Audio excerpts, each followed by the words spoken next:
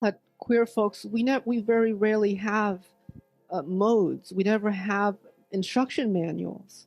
We don't have the talk, from our parents about the birds and the bees. And so a lot of our way towards desire is also a way towards self knowledge, both on a psychological level, but on an anatomical level. We learn on the fly. And I wanted to have and honor that tradition of learning through failure, because I think in this country we shame failure. When people fail, we cast them aside. But for queer folks, failure becomes a necessary praxis towards success.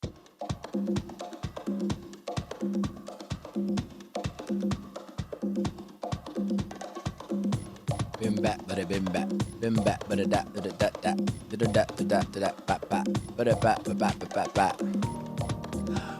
Yo! Welcome to the Black Sublime podcast. This your host, this your host, this your host, and this your host. I said, a white. Yo! Welcome. I said we welcome it. We welcome it. We welcome it. We welcome it. I'm obviously in a ridiculously silly mode. If it's not obvious to you motherfuckers, it should be obvious because I'm like wilding out. I'm just excited to be here. I'm excited to be back.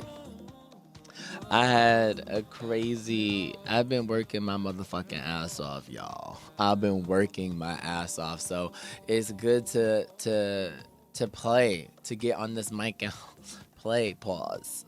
It's funny because pause is something that I don't say in regular life, but every time I get here, it brings me back to that era in my life where it's just like, even though it was funny because for a long time I shouldn't say I wasn't an oral person. I didn't say I've always enjoyed oral. Like I've always been an oral person, but I didn't lean into it, right? Like, because I know people that are real oral people, and I'm like, I'm definitely not giving that. And I also just don't do it.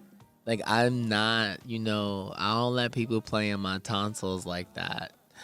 I don't really, it's like, that's something that in my head, and this is crazy, this is very conservative, this is old school conservatism, my bad, but it's very much like, if I fuck with you for real, or if I really, really, really, like, want you to be a partner, or something like that, or if I'm like, you're a regular sex partner, or you're someone that, I really am deeply, deeply attracted to, not just some regular hoe that I bumped into, then I'll do it. But like,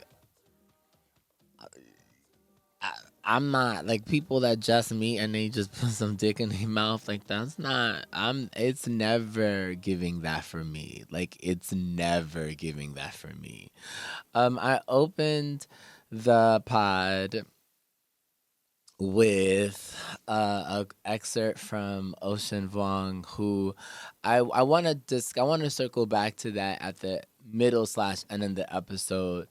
But I opened with that because I've been thinking a lot about failure as it pertains to selfhood, to build to a praxis of constructing self, and in the context of, for me, not desire. For me, it's in the context of other things, but desire has been something that I've wrestled with and talked about at length for a while. So I felt like it was appropriate for me to bring that up.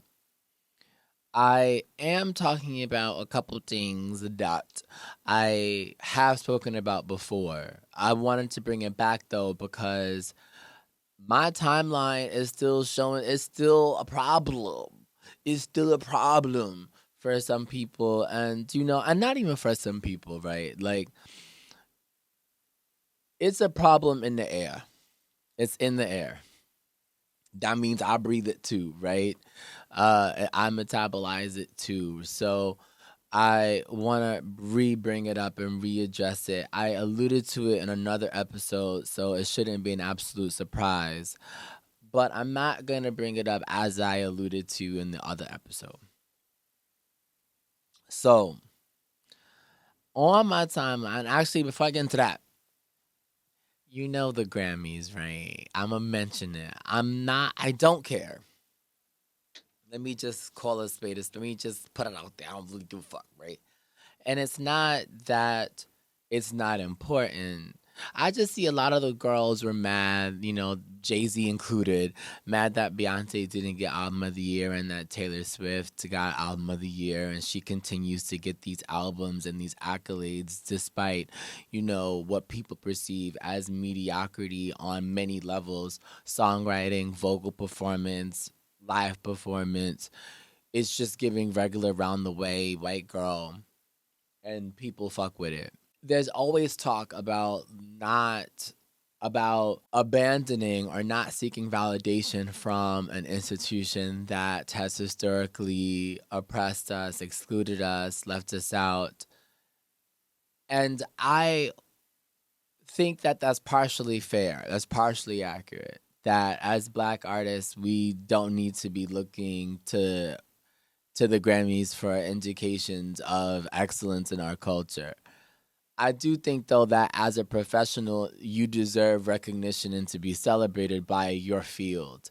The idea that just because have you have Grammys, or that just because you're Black, you don't deserve to be, or you should not seek to be celebrated, is crazy, especially if it does make material difference in your life. With that said, it should never set the culture. And as a musician, like, as somebody who just loves pop culture, who loves Black music, I do feel like we have lost the plot a little bit, where and Nikki has said this in the past, where we used to listen to talented people, now we listen to popular people, and success is measured by streams and consumption, the mass consumption of it, not the quality of the work.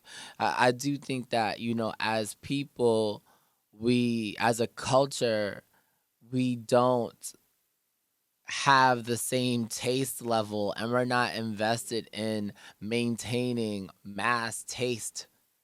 So it's not like all of us are studying, art history, or cares about, the art education, or going to these live shows, museums, etc. So our taste level can be maintained. We don't, a lot of us don't do that. And classism, whatever. And that's, the system doesn't want us to do that. The system doesn't want the listener, the viewer, whatever, the art person, might as well know the word for that. The person who goes to museums, or the person who consumes visual art, to sharpen our discernment, because then that would require them to do more work, and that's expensive. Artist development and all of that shit costs money, right? Like, it's not, niggas ain't on here just, so it's not tenable, it's not affordable, it's not good for the pocketbook to have an audience that is sharp. So there has been an investment in dulling our taste, right? I care about that. I care about that because I care about the quality of things that we produce for ourselves. I think that, if we're serious about being free as a people, if we're serious about empowering others and even arming ourselves to contend against the shit that's out there, the culture has to be sharp. Those that consume the culture have to know good from bad. We have to be able to ascertain quality. It can't be, we just, we confuse, honey with Kool-Aid and think that it's fine. No, can't be that. It has to be We all know what's good. We all can acknowledge what's good. And if we like something that happens to be bad, it is what it is. But we can call a spade, and we can steward our culture. It's not only on the artist to steward culture, it's on the consumer as well, the audience as well. I don't even like saying consumer. People got mad. Most stuff said some shit, or Yassine Bey said some shit about Drake's music a couple weeks ago about it being like mall shopping music. And people were like, "Oh, that's shade and whatever." And I, don't care about the truth value of the statement.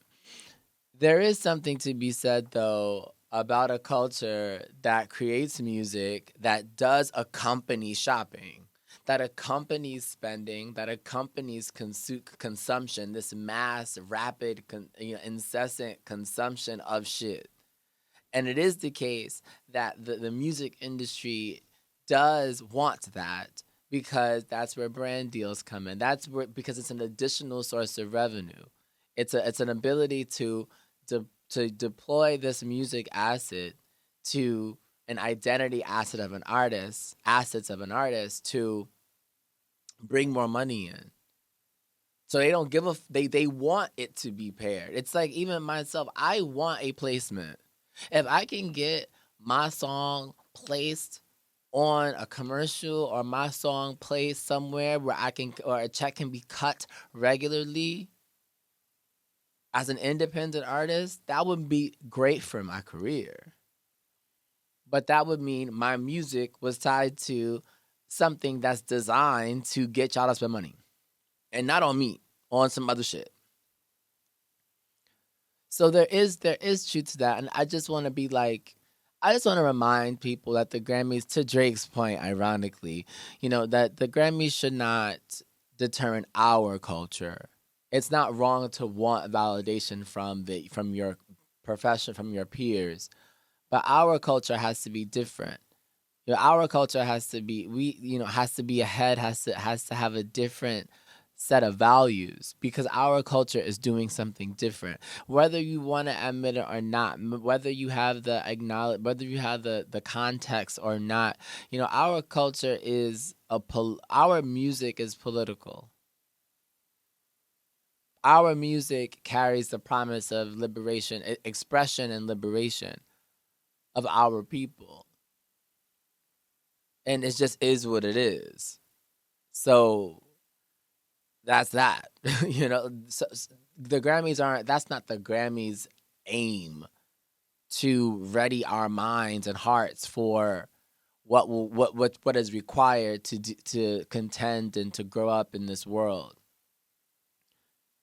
To actually seek to be whole and have dignity in this world. The Grammys don't give a fuck. And this is everything that we do, even the love songs, the shaking my ass song.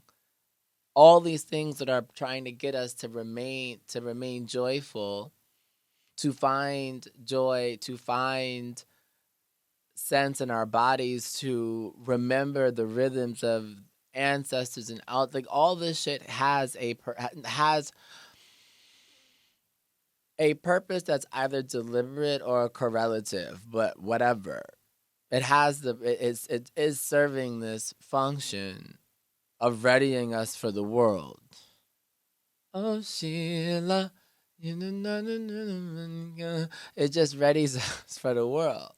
It does. So I'm like, it's not on the Grammys to do that. To know what's good. It's not on the Grammys. And yeah, it is voted by peers, but it ain't on them either. We know what's tea. We know what's good. I mentioned this though. I go into this because it relates to what I do want to talk about.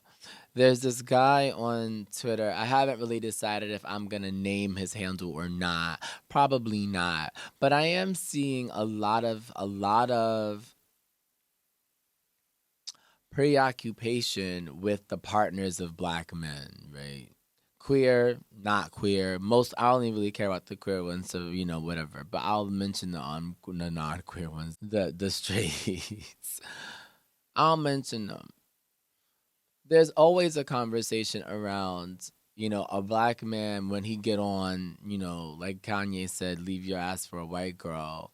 This adoration, idolization of whiteness and light skinness, this colorist, it's anti-black. There's a preoccupation with them never choosing the black girl, never choosing the black person, never choosing the darker skinned person. There's a preoccupation with black men that submit themselves to be the BBC of the group or the BBC of the room.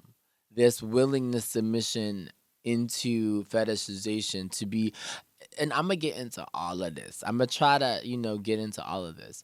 But this willful submission into this BBC role.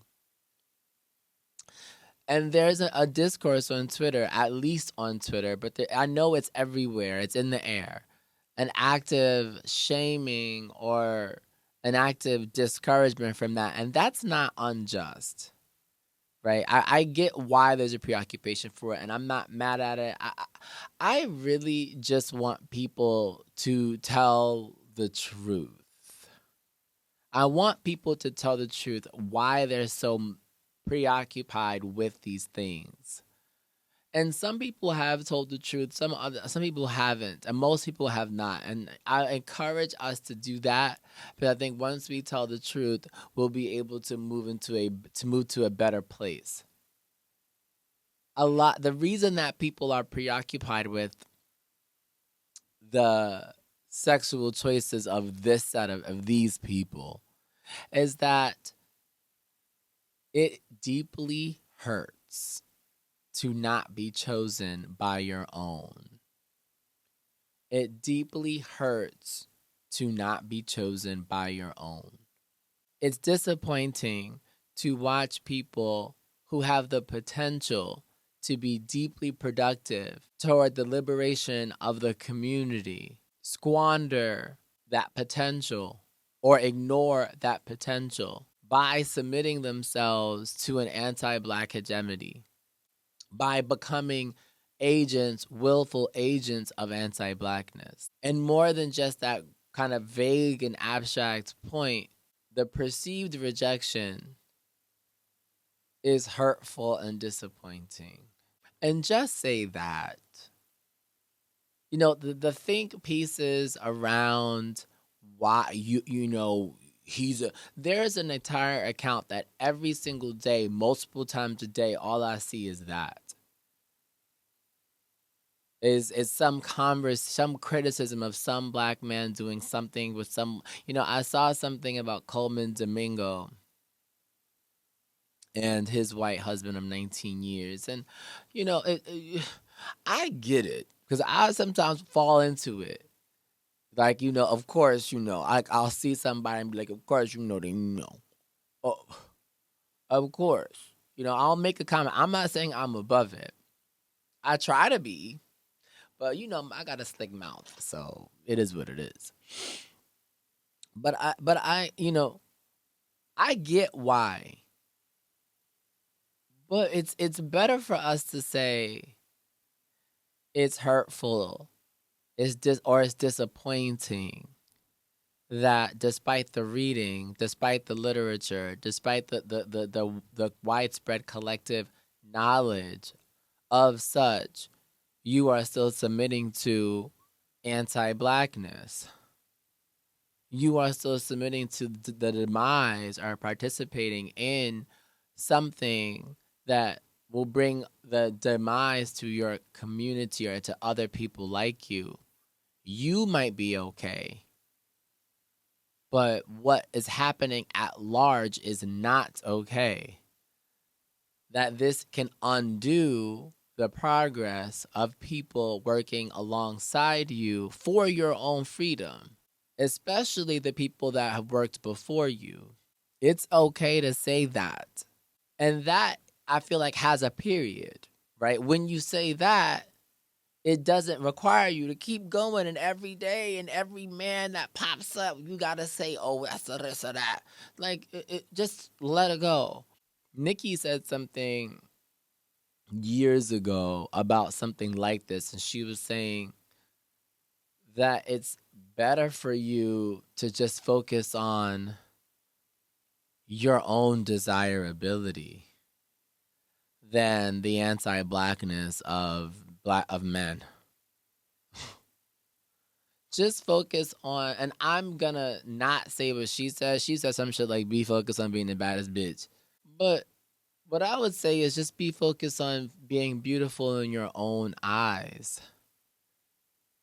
Just be focused on that. Be focused on hitting your own standards, being beautiful to you, and that's it.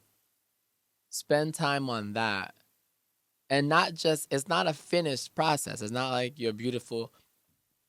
It's not like you're beautiful and you always think you're beautiful every single moment of your life.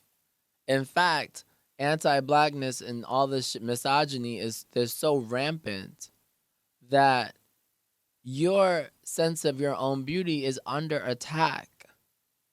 Your sense of your own beauty is under constant attack. So your self-esteem is not going to be stable by design. Hopefully you have a strong community. Hopefully you can avoid the attacks. But the world is not designed for you to avoid attacks on your self-esteem and dignity and your sense of beauty. So if you spend the rest of your life focusing on being loving, accepting, celebrating yourself, you'll be a busy girl. Fuck them. Fuck everybody else. How you have time to do that is beyond me. How you have time to worry about them is beyond me. It's beyond me. Because I don't. I wanted to kind of do a 101 on this topic. Even though I feel like I just skipped the 101 of the topic. But I wanted to do a 101 on the topic and just say a few things. The reason, a lot of times, this conversation about race, masculinity, and desire, a lot of it boils down to really stupid ideas that smarter people than me have already disavowed. The first being preferences. Yes, you can have your preferences for an aesthetic. No, you can't exclude people categorically because of an aesthetic. No, you can't say that there's nothing valuable, there's nothing worth exploring in a person because they don't fit a preference. Especially a preference that is racial, fill in the blank. Racial, the moment I exclude, it is a bigoted, I am doing something bigoted. And the problem for me is not even the exclusion sexually, because I don't need my body to be used in a sexual way to feel good about myself. For me, it comes to the ability to see beauty. There are people, and I've experienced this from quote unquote friends or people that I've worked with or whatever, where I will say, oh, this person, this is a good example. I hate to do it, but it happens to me a lot. By a lot, I mean more often than it should. I'll see an Asian man, and I'll be talking to another queer person, a queer man, a non-Asian queer man, and I'll be like, oh, that guy is cute. And they'll be like, oh, no, I don't see, nah. And I'm like, what you mean? They're like, yeah, I don't do the Asians. Or, I went at one of my old jobs, I worked with somebody who, in general, is so progressive and who asked a lot. I'm not going to go into too much, so I don't want to go in. But then I had the nerve to tell me, oh, no, they don't do Asians. And then there's another, this has happened at the job after that. And then it happened implicitly at the job after that. And I'm like, you just can't even see the beauty in this person because of their race. You don't even have the capacity to see them as beautiful. That is terrible and ugly, right? Bigoted. And the issue with that is not just social inclusion, but if you cannot see the beauty in somebody, you are likely to exclude them from material benefit as well, right? It's not like beauty doesn't translate to money, right? Or acceptance doesn't translate to money. Inclusion doesn't translate to money. All these things translate to your ability to have access to certain opportunities. If you cannot be seen as beautiful anywhere, it's not likely that you will be given the same opportunities as other people. It's interesting because in my careers, really all of the things that I do, music, writing maybe not, but music and hospitality, being seen as beautiful or at least at a base level, a certain level of attractiveness is almost a requirement. You know, they'll never say it, and there are exceptions to every rule. But in general, you know, if you're a maitre d', you're not ugly.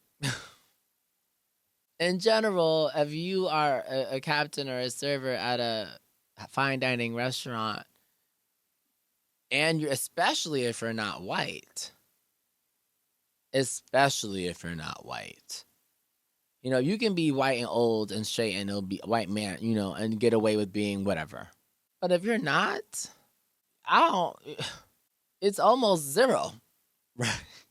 It's almost zero in terms of the front of house people that are in these roles making a lot of money that are not considered to be attractive in some way. So you're excluding people because you can't see the beauty in them, which is terrible. So that's the 101 on that. Another thing is, you know, submitting to be the BBC. So this is another 101 element. The relationship between, you know, the anti-blackness of, you know, the mythology of the big dick black man and the masculine black man and all of this stuff. A lot of it, if not all of it, relates directly to the brutish black identity. The mythology of the black brute.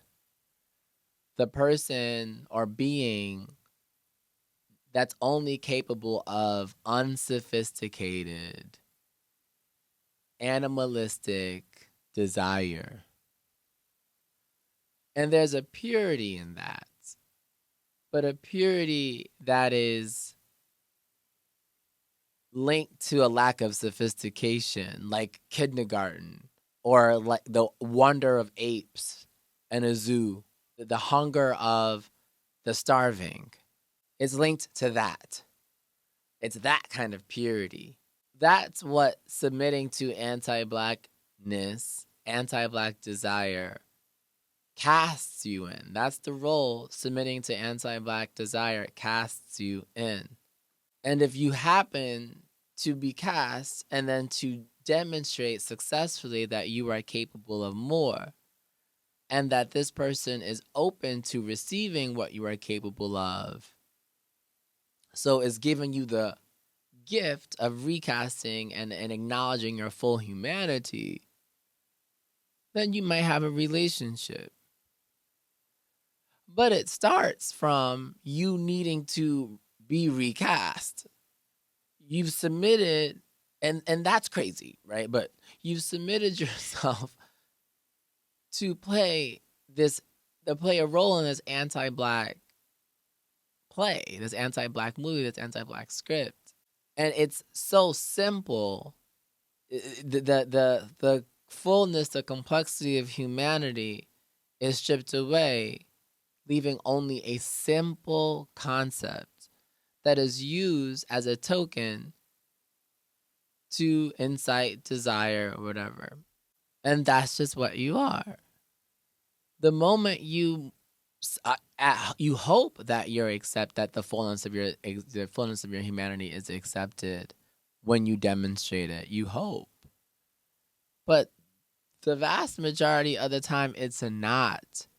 You're discarded, ignored. No matter how much you demonstrate it, it is not received. Even by people that claim to be anti-racist, by that claim to be for the people, Black Lives Matter, etc. And this also translates obviously to misogyny. And these days I just say misogyny as a shorthand for anything that hates femininity. Right? A femme-phobic mentality, orientation, a masculinist idolization, the idolatry of masculinity. I just use a shorthand for that, but that's what I mean when I say misogyny. That too.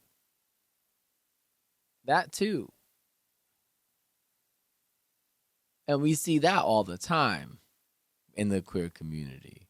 All the time. So, and yes, the preference extends to there. Like, obviously, a lot of people, don't like femme people. But yes, if you exclude a femme person from being considered beautiful, yes, you're an asshole. Yes, if you're not going to acknowledge the full range of a femme person, yes, you're an asshole. Yes. That too. So I wanted to that's the 101 on that. I also mentioned earlier that we should be honest.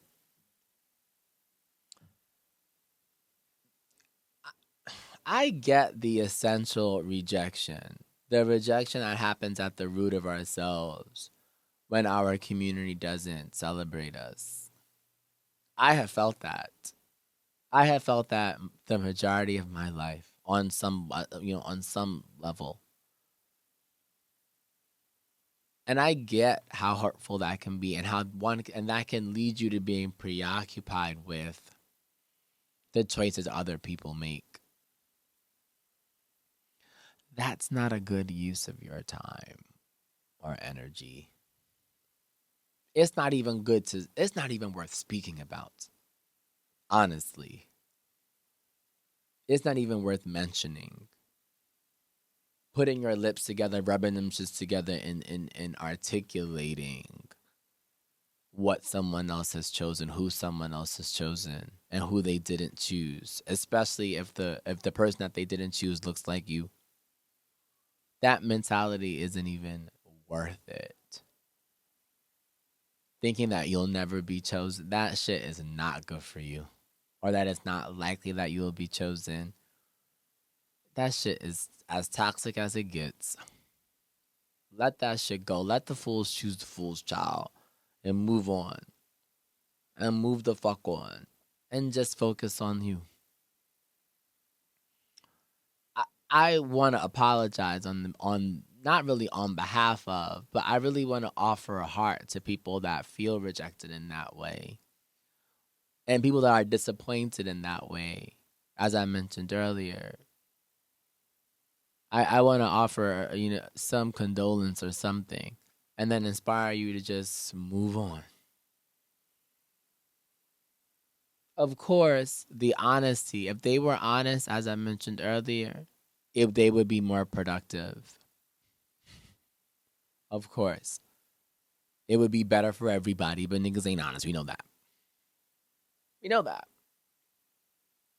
So, we no longer need to even do that.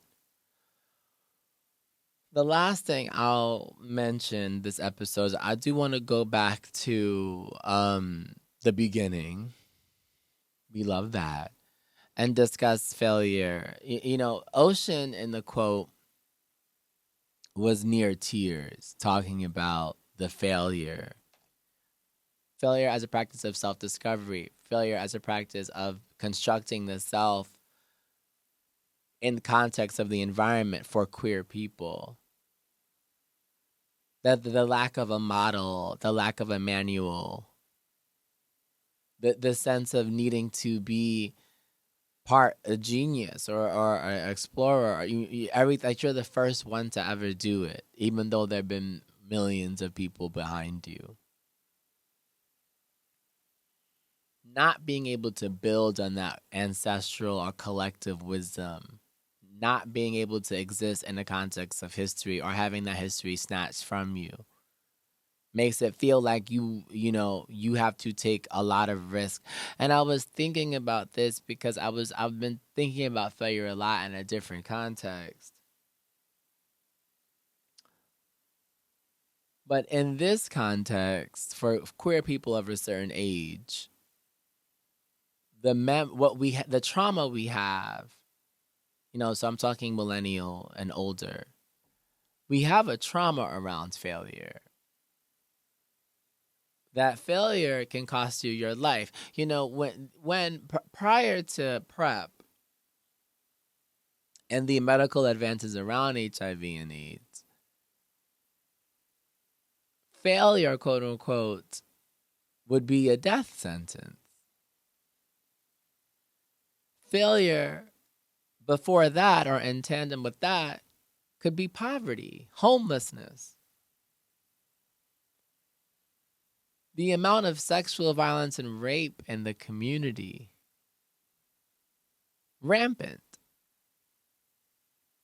A lot of people's early experiences, not even just child, but early experiences as an adult, are mired with sexual assault,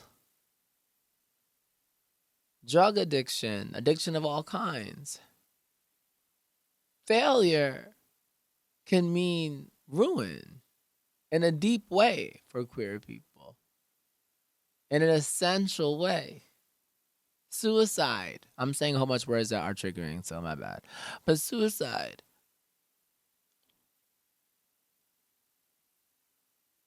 These things are rampant. So failure can mean that.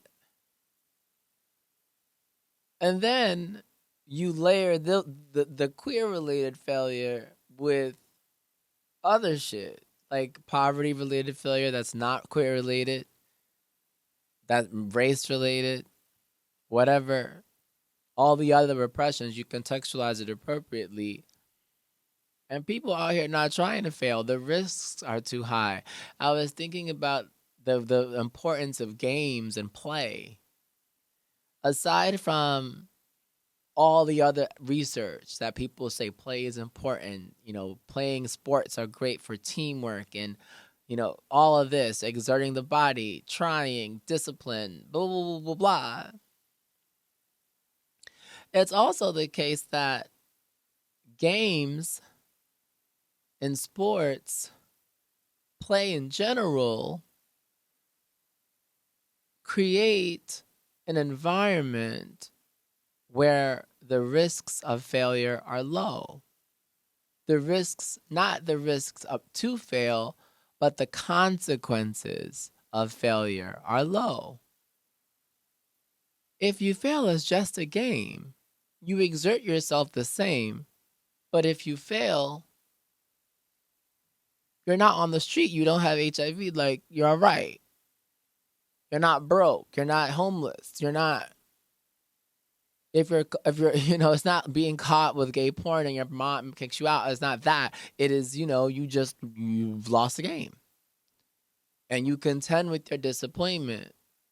And you learn you learn to fail. You learn to fail and to move on. That's one of the beauties and benefits of sports and games and play. Not every game is successful. Not every show is successful.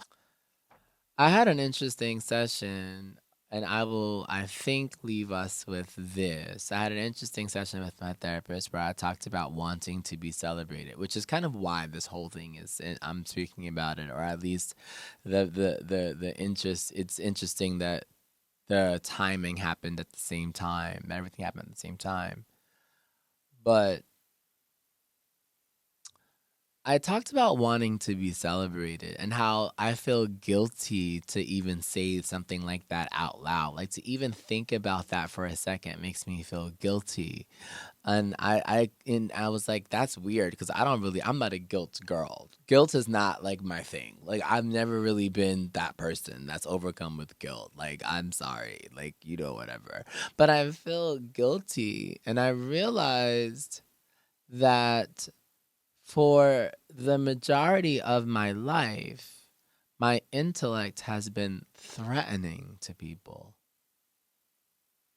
I've been a threat upon birth, upon being verbal, or upon my intellect really being understood. I've been a threat.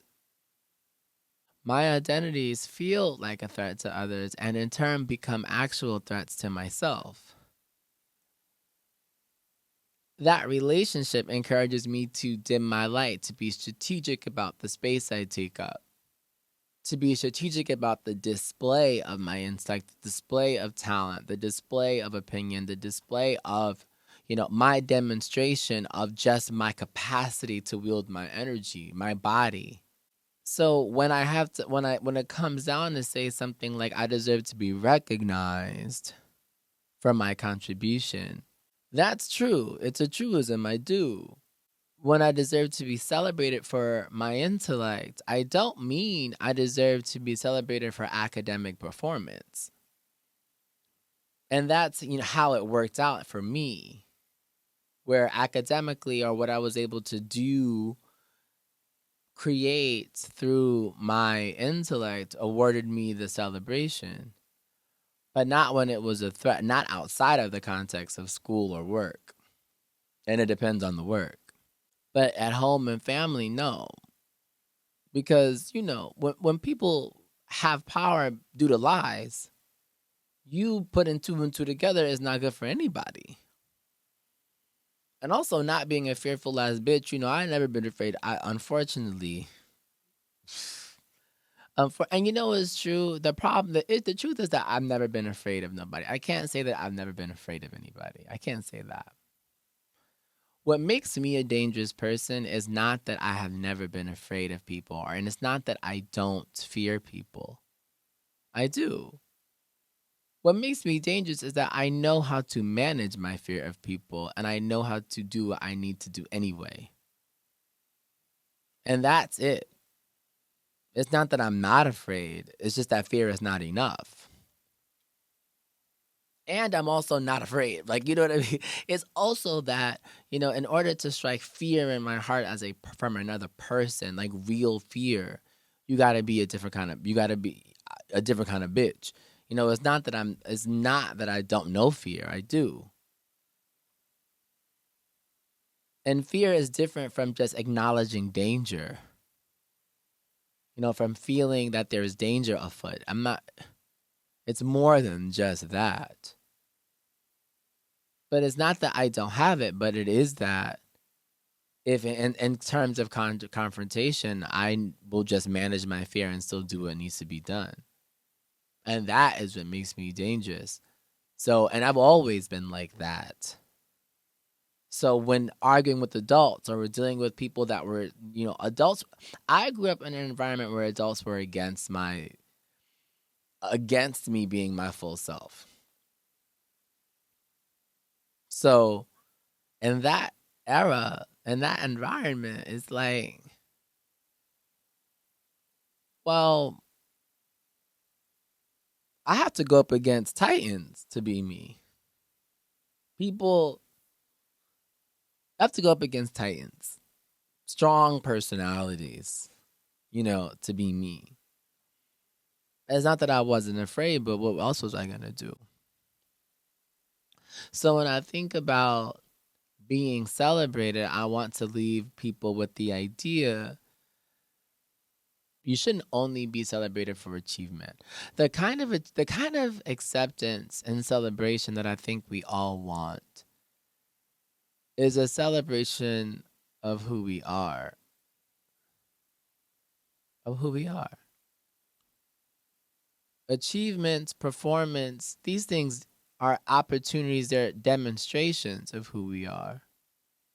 But we want to be celebrated aside from them. Of course, we want our work, our contributions to be acknowledged and recognized, and we want to be celebrated for the little wins in life. But socially, we want just to be celebrated for who we are embodied. It's also interesting because it's not the world's job to celebrate you, right? And a lot of people are looking for celebration from people, environments, contexts that will never do that. That's not what they are here to do. This goes back to the Grammys. That's not what they are here to do. That's not the stated purpose. Not for everybody, not categorically for every type of person. So you need to build an environment that will celebrate you. You need to identify people that will celebrate you and articulate that need. I need to be celebrated. It's not crazy. And it's funny, for me, it sounds crazy. Like I have this thing in my heart that's like, oh my God, that's a big ask. It's not. And thankfully I am. I have some people in my life that celebrate me. And I am so grateful for them, but I know not everybody has that. And I know that if you don't have it, it's watching someone else continue to choose someone else who doesn't look like you feels even worse. I want to leave us with a song. I think it was my first. Is this my first single? I think so. I think this is the first song I've ever released. It's called Remind Me. The lyrics are, I don't have them printed, so yikes. I think it's nothing shines in this world. Nothing stays good. There's no divine in this world.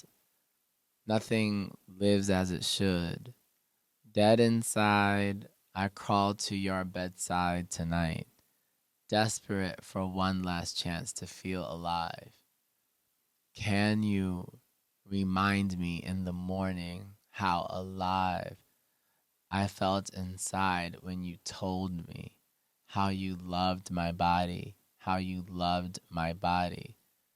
That's all you managed to say, is how you loved my body, how you loved my body.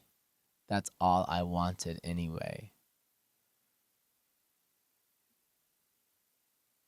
All right, so that's already tea. Already tea. You know, I love y'all all. See you hoes. See you hoes next week. Nothing stays good. No divide in this world. No one lives like they should. And dead inside, I crawl to your bedside tonight, desperate for one last chance to feel alive. Can you remind me in the morning how alive I felt inside when you told me how you love my body, that's all you managed to say. How you